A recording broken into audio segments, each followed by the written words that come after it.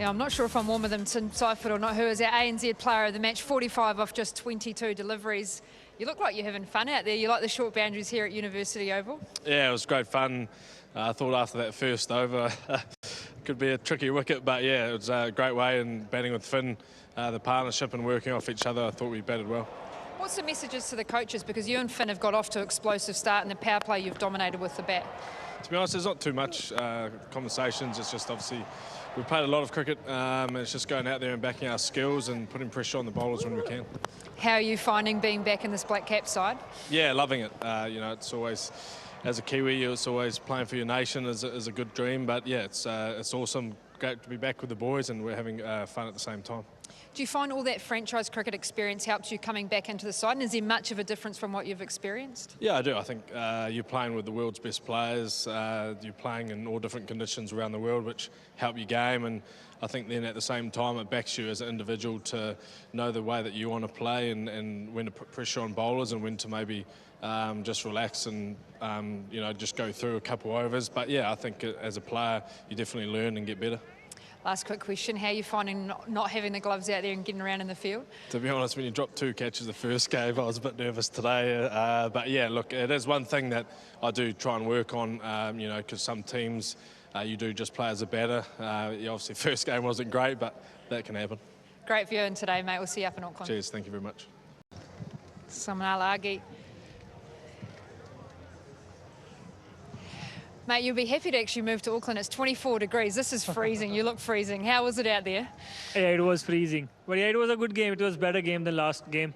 A lot of positive. But yeah, we still need a few work to do. What were those things, the positives that come out of the game today for you? I think we batted a bit better in this game, but we still need to be a better finish as well. And fielding was outstanding, I think. And bowling in patches, it was good, but we need to be a bit more consistent. We've seen different conditions that you have at home in Pakistan. What do you guys talk about in terms of trying to adapt and understand what each different wicket brings? I think the bounce, as soon as we need to understand that a bounce is different. When we adjust that bounce, I think we'll be a better team.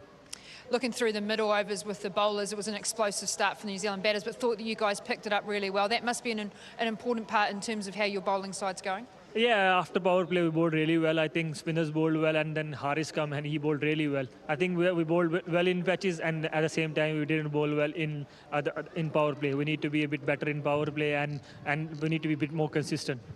Must-wins moving forward to be able to take this series. What is one key area you want to improve on as a side generally? I think as a batting unit, we need to be have a better power play, and when it's come to bowling, we need to have a better power play as well. So power play is something we need to improve. See you up in Auckland. It's 24 degrees up there on Friday, so you'll be right there. Thank you, thank you. One guy that's used to these conditions, Michael Bracewell. Mate, your initial reflections on that performance from the team? Yeah, I think it was a very good bowling performance from us, first of all. I think the guys bowling into the wind today bowled particularly well and kept them to a score which we're pretty happy with at half.